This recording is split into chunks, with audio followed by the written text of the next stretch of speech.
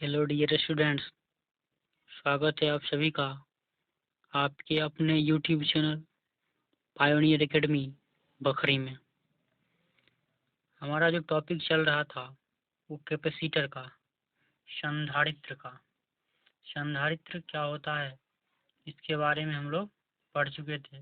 संधारित्र के प्रकार, इसमें हम लोग संधारित्र की धारिता का फॉर्मूला भी प्रूफ किए थे विभिन्न प्रकार का। इसमें हम लोग, हमारा जो मुख्य रूप से सिलेबस में है वो है समांतर प्लेट संधारित्र, जिसकी धारिता हम लोग निकाले थे A/ε0/d। ये जो है समांतर प्लेट संधारित्र की धारिता है जब उसके बीच में, यानी दोनों प्लेटों के बीच में हवा रहता है या निर्वात रहता है। ये जो ε0 है वो हवा या निर्वात की परावैद्युता है। अब ये जो हमारा अगला टॉपिक है वो डाइलेक्ट्रिक, जिसको हम लोग परावैद्युत कहते हैं। तो इस पर भी आएंगे। उससे पहले हम लोग समझते हैं कि इसकी आवश्यकता क्यों पड़ी, परावैद्युत की आवश्यकता क्यों पड़ी, तब जाकर हम लोग परावैद्युत के बारे में डिटेल से अध्ययन करेंगे। देखिए, जो संधारित्र की धारिता होती है वो 3 चीज़ों पर निर्भर करता है, जो पिछले क्लास में भी हम लोग पढ़ चुके हैं। संधारित्र के प्लेट के क्षेत्रफल एरिया पर, उसके बीच के माध्यम पर और दोनों प्लेटों के बीच की दूरी पर। जब हम कोई कैपेसिटर बनाते हैं, जैसे ये हम लोग समांतर प्लेट संधारित्र, इसमें 2 प्लेट ले लिए, पॉजिटिव चार्ज नेगेटिव चार्ज, बीच में हवा या निर्वात है, ये वर्ग और इसके बीच की दूरी d है। अब जो है इसकी संधारित्र की धारिता हम लोग कैसे बढ़ा सकते हैं, उसके लिए हमको एरिया को बढ़ाएंगे तो उसकी संधारित्र की धारिता बढ़ जाएगी, या बीच के डिस्टेंस को घटाएंगे तो भी उसकी धारिता बढ़ जाएगी। अब हमको बिना एरिया को बढ़ाए और बिना डिस्टेंस को बढ़ाए घटाए हम लोग संधारित्र की धारिता को कैसे बढ़ा सकते हैं। संधारित्र एरिया को कांस्टेंट करके, एरिया को भी हमको कांस्टेंट करना है और डिस्टेंस को कांस्टेंट करके हम लोग जो है कैसे इसकी धारिता को बढ़ा सकते हैं। इसका एक और उपाय है कि इसके बीच के माध्यम को चेंज करके, बीच के माध्यम को चेंज करके हम लोग जो है इसकी धारिता को बढ़ा सकते हैं। यानी बीच में जो है हवा या निर्वात के बदले में कोई अन्य माध्यम रख देंगे, कोई दूसरा परावैद्युत यानी डाइलेक्ट्रिक मटेरियल को रख देंगे तो उसकी धारिता बढ़ जाती है। यानी संधारित्र की धारिता को बढ़ाने के लिए डाइलेक्ट्रिक यानी परावैद्युत का उपयोग किया जाता है।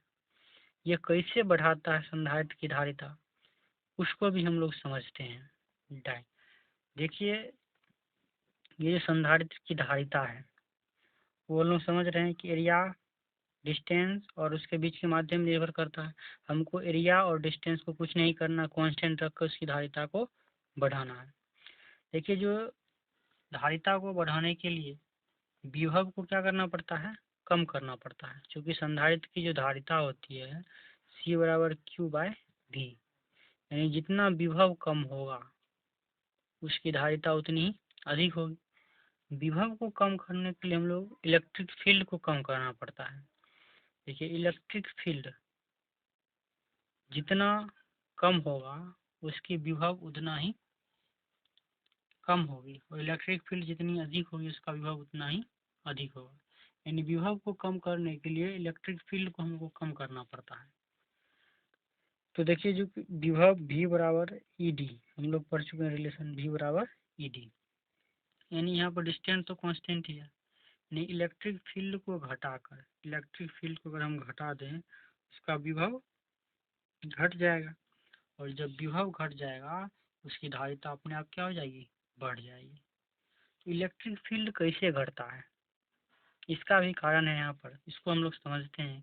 ये जो डाइलेक्ट्रिक है कैसे जो है इसके बीच के इलेक्ट्रिक फील्ड को, दोनों प्लेटों के बीच के इलेक्ट्रिक फील्ड को कम कर देता है, रिड्यूस कर देता है।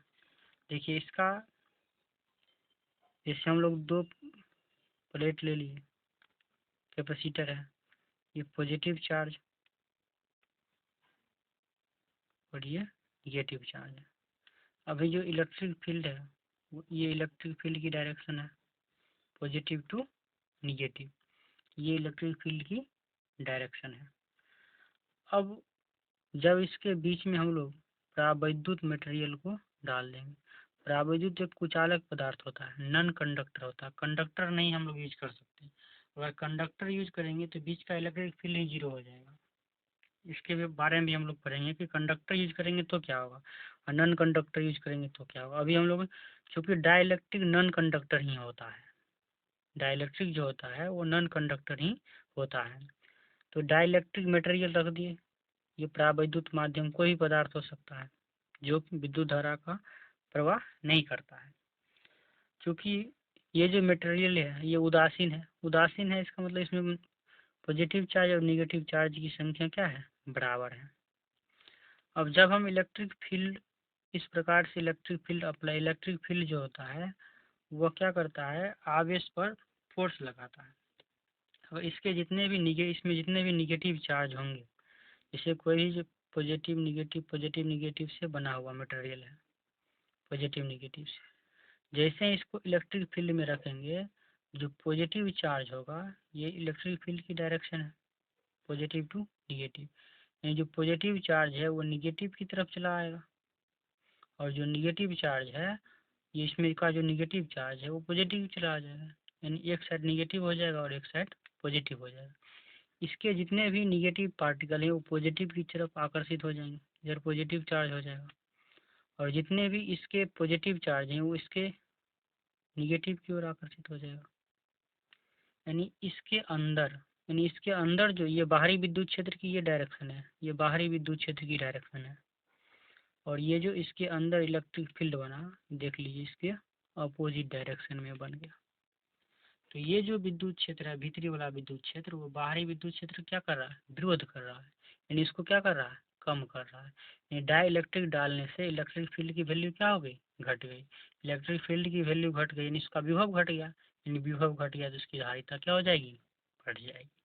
जैसे मान लीजिए प्रारंभ में इलेक्ट्रिक फील्ड जब ये माध्यम नहीं था तो 10 था, जब ये माध्यम रखा गया इसके अपोजिट में मान लीजिए 4 इलेक्ट्रिक फील्ड बना, तो कितना इलेक्ट्रिक फील्ड बने बचेगा, 6 इलेक्ट्रिक फील्ड बचा। इलेक्ट्रिक फील्ड क्या हो गया, घट गया, और इलेक्ट्रिक फील्ड घट गया इसका मतलब और चार्ज इस पर स्टोर किया जा सकता है, यानी संधारित्र की धारिता क्या हो जाती है, बढ़ जाती है। ये जो है डाइलेक्ट्रिक का काम है परावैद्युत का। अगर इसके बीच में कंडक्टर डाल दिया जाए, यानी चालक पदार्थ डाल दिया जाएगा, तो होगा क्या कि चालक पदार्थ में इलेक्ट्रॉन की संख्या बहुत अधिक होती है, यानी इसके इलेक्ट्रिक उसमें इसका चालक का प्रॉपर्टी ही है। अगर जो है चालक को इसके बीच में रखेंगे तो इलेक्ट्रिक फील्ड को जीरो कर देता है, यानी जितना इस डायरेक्शन में इलेक्ट्रिक फील्ड 10 है, अगर चालक मटेरियल को रखेंगे तो इसके अपोजिट डायरेक्शन में 10 इलेक्ट्रिक फील्ड प्रोड्यूस कर लेता है, यानी 10 माइनस 10 क्या हो जाएगा, जीरो। इलेक्ट्रिक फील्ड जीरो हो गया, यानी संधारित्र की धारिता ही जीरो हो जाएगी। इलेक्ट्रिक फील्ड को हमको जीरो नहीं करना है, इलेक्ट्रिक फील्ड को कम करना है, इसलिए जो है कंडक्टर का उपयोग नहीं किया जाता है, नॉन कंडक्टर का उपयोग किया जाता है। ये डाइलेक्ट्रिक। अब जो हम लोग को डाइलेक्ट्रिक के बारे में पढ़ना है कि डाइलेक्ट्रिक का डेफिनेशन हम लोग लिख लेते हैं, डाइलेक्ट्रिक के प्रकार लिख लेते हैं, उसे हम लोग नोट कर लेते हैं। परावैद्युत ज्ञान, तो परावैद्युत एक प्रकार का क्या है, तो अचालक पदार्थ होता है, विद्युत रोधी पदार्थ होता है, यानी विद्युत धारा का प्रवाह उससे नहीं हो सकता है, परंतु उसके अंदर विद्युत क्षेत्र उत्पन्न होता है। जैसे इसमें हम लोग देख सकते हैं इसके अंदर क्या हो रहा है, विद्युत क्षेत्र उत्पन्न ये करता है, परंतु इससे जो विद्युत धारा प्रवाहित नहीं हो, क्योंकि ये क्या है, नॉन कंडक्टर है, अचालक है। तो परावैद्युत वह पदार्थ होता है जिससे विद्युत धारा प्रवाहित नहीं होता है, परंतु विद्युत क्षेत्र उत्पन्न करता है। तो इस प्रकार के जो मटेरियल होते हैं उसको परावैद्युत कहा जाता है, डाइलेक्ट्रिक कहा जाता है। अब जो परावैद्युत होते हैं दो प्रकार का, एक होता है ध्रुवीय परावैद्युत और एक होता है अध्रुवीय परावैद्युत। नाम से ही पता चला ध्रुवीय, पोलर, यानी जिसमें ध्रुव होगा, ध्रुव करने का मतलब जिसमें पॉजिटिव चार्ज होगा और निगेटिव चार्ज होगा, उसमें दो ध्रुव हो गया, तो इसको हम लोग ध्रुवीय परावैद्युत कहते हैं। तो ध्रुवीय परावैद्युत वे पदार्थ होते हैं जिसके अणुओं के धन आवेश का केंद्र और ऋण आवेश का केंद्र समपाती नहीं होता है।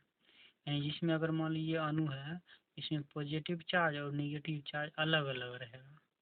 तो ये पॉजिटिव चार्ज निगेटिव चार्ज दोनों अलग अलग है, यानी ये क्या हो गया, ध्रुवीय परावैद्युत। इसमें दो पोल हो गया। जिसमें पॉजिटिव और निगेटिव एक ही जगह रहेगा, इसको नॉन पोलर कहा जाता है। ये पॉजिटिव चार्ज और निगेटिव चार्ज धनावेश का और ऋणावेश का केंद्र एक ही जगह रह जाएगा, इसको कहा जाता है अध्रुवीय परावैद्युत। जिसमें पॉजिटिव चार्ज और निगेटिव चार्ज दोनों अलग अलग रहेगा, उसको क्या कहा जाता है, अध्रुवीय परावैद्युत। जैसे इसका एग्जाम्पल है HCl, इसमें देखिए H प्लस Cl माइनस दोनों अलग अलग कुछ डिस्टेंस पर आता है। ये जो HCl बन गया, ये क्या बन गया, एक ध्रुवीय परावैद्युत। उसी प्रकार NH3CH4HBr, यानी हम लोग कह सकते हैं कि लगभग जो दो अणु से मिलकर बना होता है, दो परमाणुओं से, वो लगभग जो है ध्रुवीय परावैद्युत होता है। अब देखिए अध्रुवीय परावैद्युत है, अध्रुवीय परावैद्युत। तो अध्रुवीय परावैद्युत वे पदार्थ होते हैं जिसके धनावेश का केंद्र और ऋण आवेश का केंद्र समपाती होता है, यानी पॉजिटिव चार्ज और निगेटिव चार्ज दोनों का सेंटर एक ही जगह रहेगा, यानी इसमें डायपोल नहीं बनता है, ध्रुव नहीं बनता है, इसलिए इसको कहा जाता है अध्रुवीय परावैद्युत कहते हैं। यानी धनावेश केंद्र ऋण आवेश केंद्र एक ही पॉइंट पर रहेगा। तो इसका जो है निश्चित रूप से धनावेश का केंद्र और ऋण आवेश का केंद्र एक ही जगह है, तो इसका डायपोल मोमेंट भी शून्य होगा। द्विध्रुव आघूर्ण, द्विध्रुव ही नहीं है तो द्विध्रुव आघूर्ण कहाँ से होगा। द्विध्रुव जैसे H2 हो गया, Cl2 हो गया, N2 हो गया, Br2 हो गया। इसमें नोट है लिखा होगा कि अध्रुवीय परावैद्युत के प्रत्येक अणु का विद्युत द्विध्रुव आघूर्ण शून्य होता है। यानी इसमें जितने अगर कोई डाइलेक्ट्रिक मटेरियल है, positive negative positive negative positive negative, जितने भी इसमें अणु होंगे, प्रत्येक अणु का वो विद्युत द्विध्रुव आघूर्ण क्या होता है, शून्य होता है। नेट द्विध्रुव आघूर्ण शून्य होता है, प्रत्येक अणु का विद्युत द्विध्रुव आघूर्ण भी शून्य होगा। और जो ध्रुवीय परावैद्युत होते हैं, इसमें प्रत्येक अणु का द्विध्रुव आघूर्ण शून्य नहीं होता है, लेकिन सभी का नेट विद्युत द्विध्रुव आघूर्ण इसमें भी शून्य हो जाता है। यानी कुल विद्युत द्विध्रुव आघूर्ण शून्य होता है, लेकिन अगर एक प्रत्येक अणु का विद्युत द्विध्रुव आघूर्ण शून्य नहीं होगा ध्रुवीय परावैद्युत में। ये हो गया परावैद्युत के दो प्रकार। अब इसको जब हम विद्युत क्षेत्र में रखा जाता है तो इस पर क्या इफेक्ट पड़ता है, मेन टॉपिक यही है। क्योंकि संधारित्र के बीच में इसको रखते हैं तो संधारित्र के बीच में इलेक्ट्रिक फील्ड रहता है, उस इलेक्ट्रिक फील्ड का इस डाई इलेक्ट्रिक पर क्या प्रभाव पड़ेगा, उसके बारे में हम लोग अब पढ़ेंगे। तो टॉपिक है ध्रुवीय परावैद्युत तथा अध्रुवीय परावैद्युत पर बाहरी विद्युत क्षेत्र का प्रभाव। पहले हम लोग पढ़ते हैं कि ध्रुवीय परावैद्युत पर बाहरी विद्युत क्षेत्र का क्या प्रभाव पड़ता है। देखिए ध्रुवीय परावैद्युत है, इसमें अभी जो है विद्युत क्षेत्र यहाँ पर नहीं है, ये ऐसे रखा हुआ है। विद्युत क्षेत्र जब नहीं है तो देखिए इसमें पॉजिटिव निगेटिव पॉजिटिव अलग अलग अनियमित आकार से व्यवस्थित रहते हैं, इसका कोई फिक्स डायरेक्शन नहीं है कि पॉजिटिव निगेटिव किधर होगा। अब ये अनियमित आकार से बना हुआ है, इसलिए इसका जो नेट डायपोल मोमेंट होगा वो शून्य हो जाएगा टोटल। जितना इसका इधर नेट, देखिए इसका प्रॉपर्टी होता है कि इधर जितना डायपोल मोमेंट बना उधर इतना बन गया, एक जितना उधर बना उतना इधर बना, यानी टोटल जो है डायपोल मोमेंट शून्य हो जाता है। नेट है, प्रत्येक अणु का शून्य नहीं होता, लेकिन नेट निकाला जाता है तो नेट इसका शून्य है जब बाहर विद्युत क्षेत्र नहीं है तब।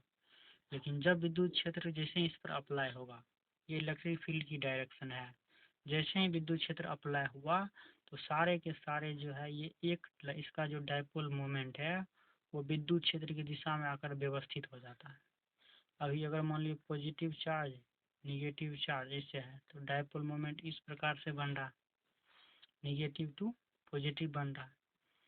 लेकिन जब इसको विद्युत क्षेत्र में रख दिया जाता है, इसका जो निगेटिव चार्ज जितना भी होगा, ये विद्युत क्षेत्र इधर बन रहा, ये डायरेक्शन है, इसका मतलब ये पॉजिटिव चार्ज इधर होगा, इधर निगेटिव चार्ज, ये बीच में इलेक्ट्रिक फील्ड है। यानी इसके जितने भी निगेटिव होंगे इधर आ जाएगा, जितना पॉजिटिव होगा इस डायरेक्शन में आ जाएगा। इधर निगेटिव इधर positive negative positive negative positive, इस प्रकार से इलेक्ट्रिक फील्ड बन गया है। तो बाहरी विद्युत क्षेत्र रखने से अब इसमें जो है डायपोल मोमेंट उत्पन्न हो गया है। किस डायरेक्शन में? विद्युत क्षेत्र की दिशा में। देखिए ये डायपोल निगेटिव से विद्युत द्विध्रुव आघूर्ण की दिशा जो होती है वो ऋण आवेश से धन आवेश की ओर होता है। देखिए ये जो डायपोल मोमेंट को P सूचित किया जाता है, ये विद्युत द्विध्रुव आघूर्ण उत्पन्न हो गया। यानी अब जो इसमें नेट डायपोल मोमेंट होगा, नेट डायपोल मोमेंट वो शून्य नहीं होगा। यानी कहने का मतलब ये हुआ कि विद्युत क्षेत्र ध्रुवीय परावैद्युत को जब विद्युत क्षेत्र में रखा जाता है उसमें नेट डायपोल मोमेंट उत्पन्न हो जाता है। अब इसी को हम लोग भाषा में लिख सकते हैं।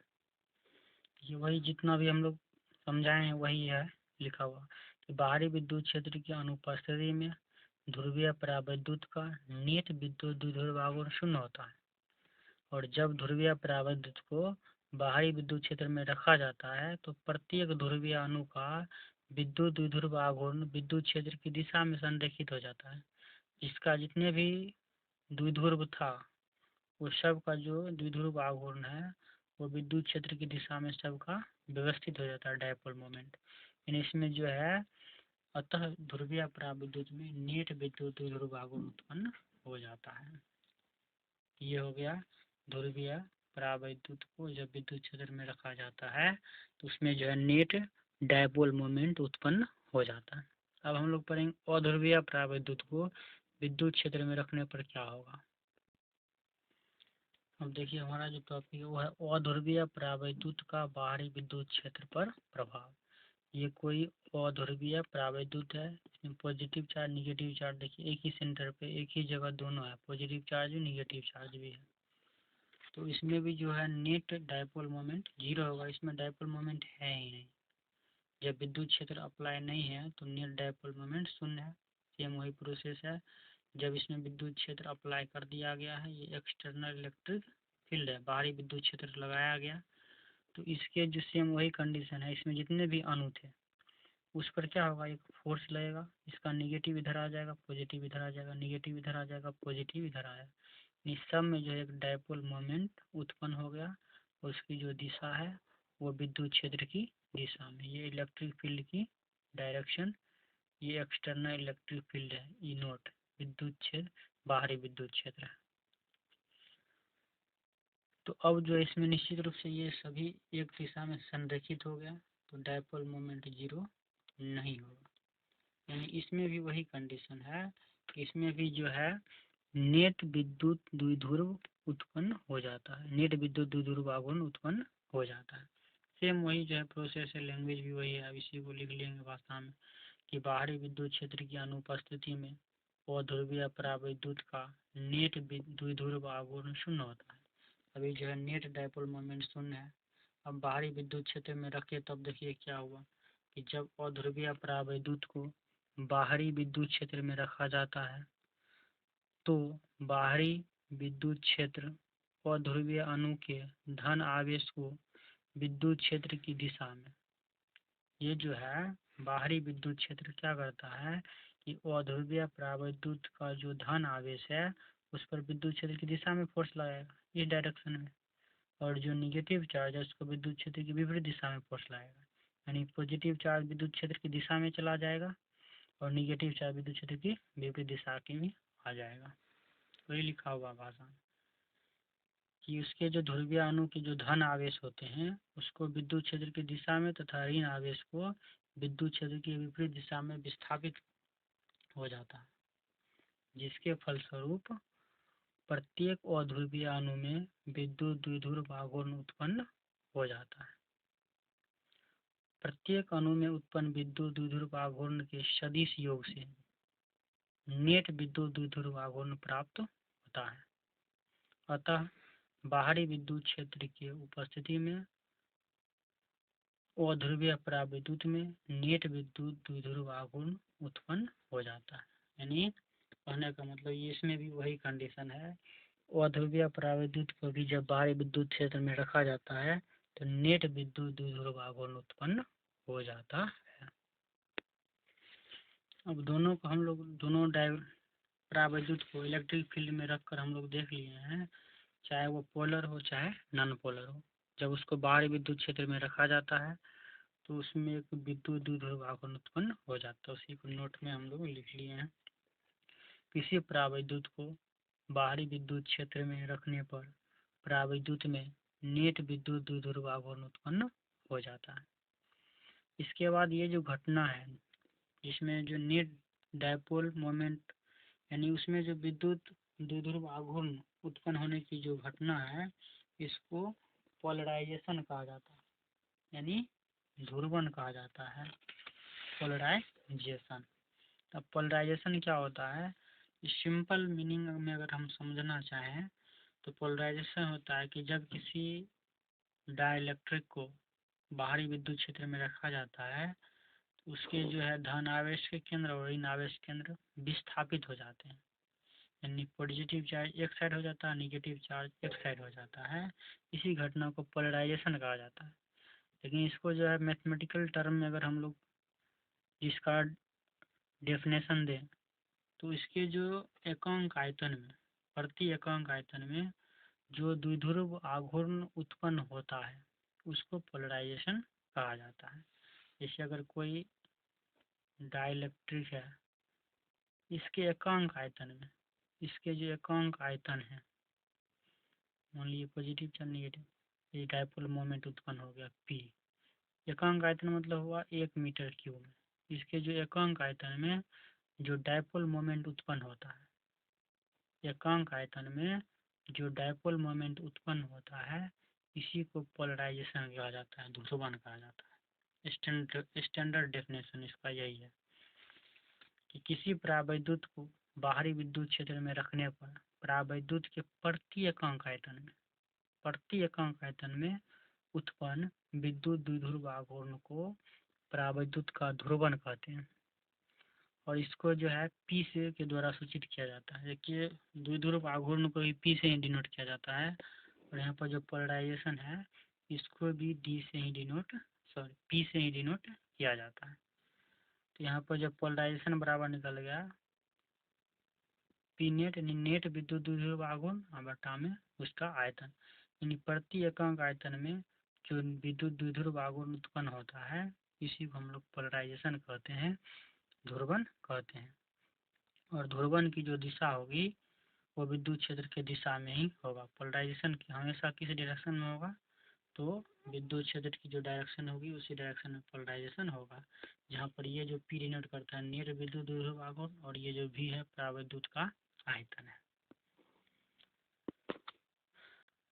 देखिए इसी से संबंधित एक पॉइंट है कि जो डाइलेक्ट्रिक पर जो आवेश उत्पन्न होता है, जो ये डाइलेक्ट्रिक है इसको जब इलेक्ट्रिक फील्ड में रखा जाता है तो इसमें जो आवेश उत्पन्न हुआ ये इसको प्रेरित आवेश कहा जाता है और ये जो प्रेरित आवेश होता है वह ध्रुवण घनत्व के बराबर होता है, यानी पोलराइजेशन जो होता है वह किसके बराबर होता है, ध्रुवण घनत्व के बराबर होता है। ध्रुवण घनत्व पोलराइजेशन जो बराबर होता है वह प्रेरित आवेश के पृष्ठीय घनत्व के बराबर होता है।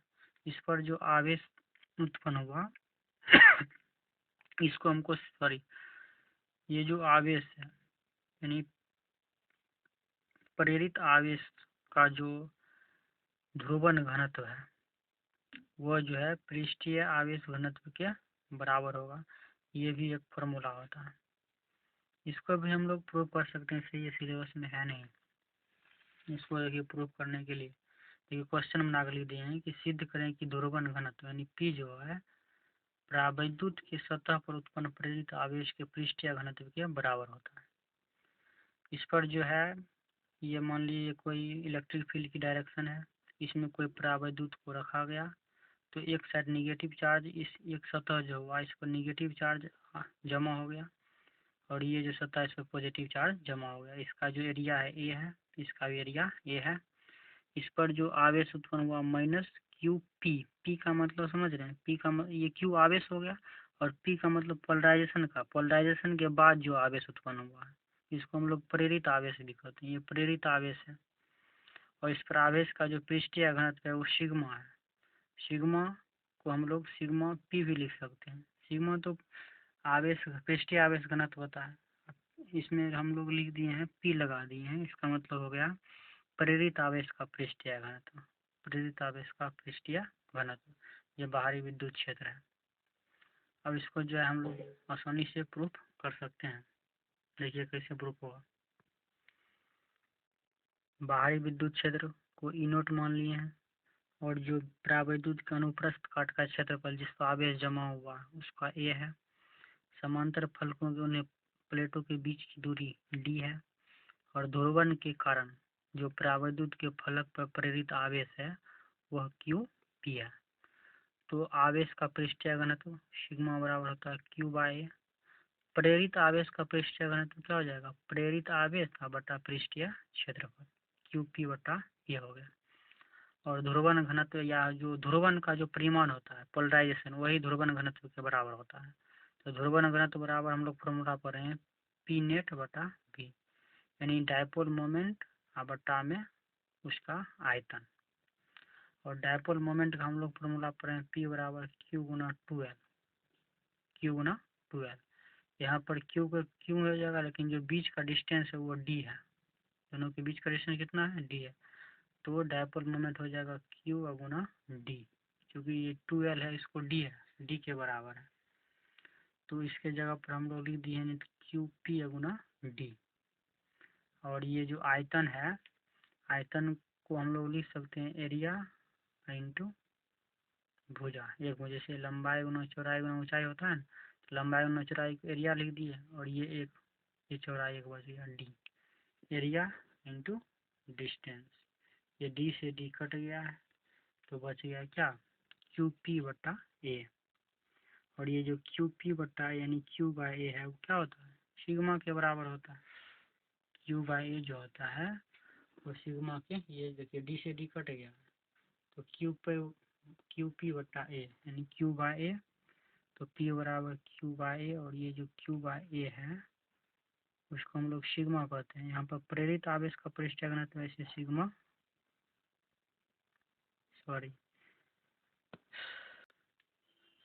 बराबर Q/A हो गया। यानी ये जो Q/A इसको सिग्मा बराबर, यानी जो प्रेरित ध्रुवण जो घनत्व है वो प्रेरित आवेश के पृष्ठीय घनत्व के बराबर होता है। ये ऑब्जेक्टिव में पूछ सकता है, इसे ये सिलेबस में है नहीं। इसके बाद इसमें एक और टॉपिक है डाइलेक्ट्रिक कांस्टेंट, परावैद्युत नियतांक क्या होता है, इसके बारे में भी हम लोग लिख सकते हैं। विद्युत क्षेत्र के टर्म में भी जो डाइलेक्ट्रिक कांस्टेंट का हम लोग डेफिनेशन, इसका जो है कई प्रकार का डेफिनेशन है। हम लोग जो है परावैद्युत नियतांक का डेफिनेशन जो फर्स्ट चैप्टर है कूलॉम्स लॉ में भी पढ़े थे। डाइलेक्ट्रिक जिसको हम लोग आपेक्षिक परावैद्युता कहते हैं वही परावैद्युतांक है या परावैद्युत नियतांक है, डाइलेक्ट्रिक कांस्टेंट है। उसमें हम लोग पढ़े थे परावैद्युत बराबर किसी माध्यम की परावैद्युता और हवा या निर्वात की परावैद्युता के अनुपात को परावैद्युत डाइलेक्ट्रिक कांस्टेंट कहा जाता है। किसी माध्यम की परावैद्युता और हवा या निर्वात की, ये भी डाइलेक्ट्रिक कांस्टेंट का ही डेफिनेशन है। देखिए विद्युत क्षेत्र के टर्म में जो है डाइलेक्ट्रिक कांस्टेंट को डिफाइन किया गया है कि किसी परावैद्युत का परावैद्युत नियतांक, हवा या निर्वात में विद्युत क्षेत्र का परिमाण और परावैद्युत माध्यम में विद्युत क्षेत्र के परिमाण और परावैद्युत माध्यम में विद्युत क्षेत्र के परिमाण का अनुपात होता है। इसको फिर से डेफिनेशन देखिए क्या है, किसी परावैद्युत का परावैद्युत नियतांक हवा या निर्वात में विद्युत क्षेत्र का परिमाण और परावैद्युत माध्यम में विद्युत क्षेत्र का परिमाण का अनुपात होता है। और इसको जब परावैद्युत नियतांक को K या एप्सिलॉन R के द्वारा सूचित किया जाता है। जैसे अगर जो है किसी माध्यम में हवा या निर्वात में हवा या निर्वात में जो इलेक्ट्रिक फील्ड है वो 10 है और जब कोई डाइलेक्ट्रिक रखा गया है तो उसका जो इलेक्ट्रिक फील्ड घटकर क्या हो गया, 5 हो गया। तो यहाँ पर जो डाइलेक्ट्रिक कांस्टेंट होगा इसका हम लोग अनुपात निकालेंगे, हवा में 10 और घटकर हो गया 5, डाइलेक्ट्रिक कांस्टेंट की वैल्यू कितना हो गया, 2 हो गया। इस प्रकार से जो है डाइलेक्ट्रिक कांस्टेंट निकाला जाता है। इसका जो परावैद्युत नियतांक हवा या निर्वात में विद्युत क्षेत्र का परिमाण बट्टा में परावैद्युत माध्यम विद्युत क्षेत्र का परिमाण, हवा या निर्वात में विद्युत क्षेत्र को अगर हम ई नोट कह दिए और माध्यम में ई, तो के बराबर ई नोट बटा ई हो गया। इसी संबंधित एक पॉइंट है परावैद्युत शक्ति, डाइलेक्ट्रिक पावर, यानी कि जो परावैद्युत है उसका पावर क्या होता है। देखिए किसी का जो डाइलेक्ट्रिक होता है इसका जो है पावर फिक्स है, ब्रेकडाउन। कोई भी जो डाइलेक्ट्रिक है उसको एक निश्चित इलेक्ट्रिक फील्ड को ही वो सहन कर सकता है। उससे अधिक इलेक्ट्रिक फील्ड की वैल्यू होने से इसके जो कण होते हैं वो ब्रेक हो जाना, ब्रेक डाउन का मतलब हुआ इससे चार्ज निकलकर हवा में जाना शुरू हो जाता है। इससे जो है आवेश इसका चार्ज का लीकेज होना शुरू हो जाता है। तो वो जो मैक्सिमम इलेक्ट्रिक फील्ड जितना वह सहन कर सकता है वही उसकी डाइलेक्ट्रिक स्ट्रेंथ है या डाइलेक्ट्रिक पावर है। जैसे कोई जो है परावैद्युत 10 वोल्ट प्रति मीटर के इलेक्ट्रिक फील्ड को सहन कर सकता है, यानी इससे अधिक होने पर उसका विभंजन हो जाएगा, यानी उसका ब्रेक हो जाएगा, टूट जाएगा, वही उसकी डाइलेक्ट्रिक पावर कहलाती है। यानी विद्युत तीव्रता का वह महत्तम मान जो परावैद्युत विभंजन के बिना हो, यानी परावैद्युत के बिना टूटे हुए जो डाइलेक्ट्रिक पावर का जो मैक्सिमम वैल्यू है उसे परावैद्युत शक्ति कहते हैं या परावैद्युत शक्ति कहलाता है। जैसे हवा का परावैद्युत शक्ति जो होता है वो 3×10⁶ वोल्ट प्रति मीटर होता है। यानी इससे अधिक इलेक्ट्रिक फील्ड अगर अप्लाई करेंगे तो हवा के पार्टिकल भी ब्रेक होना शुरू हो जाते हैं, जिसको हम लोग शुरू के लेक्चर में ही पढ़े थे कैपेसिटेंस में, जिसको हम लोग कहते हैं हवा का आयनेशन, आयनीकरण होना शुरू हो जाता है। ये डाइलेक्ट्रिक पावर है, ये इम्पोर्टेंट है, ये कई बार एग्जाम में पूछा जा चुका है, परावैद्युत शक्ति। इस प्रकार से डाइलेक्ट्रिसिटी परावैद्युत से संबंधित जितने भी पॉइंट थे वो सारे के सारे खत्म हो गए हैं। अब जो हम लोग को पढ़ना है कि जब संधारित्र में प्लेटों के बीच में परावैद्युत डाला जाता है आंशिक रूप से तो उसकी धारिता क्या होगी, इसके बारे में हम लोग पढ़ेंगे। उसके बाद combination of capacitor, bond graph generator, उसका ये चैप्टर समाप्त हो जाएगा। आज के लिए इतना ही, धन्यवाद।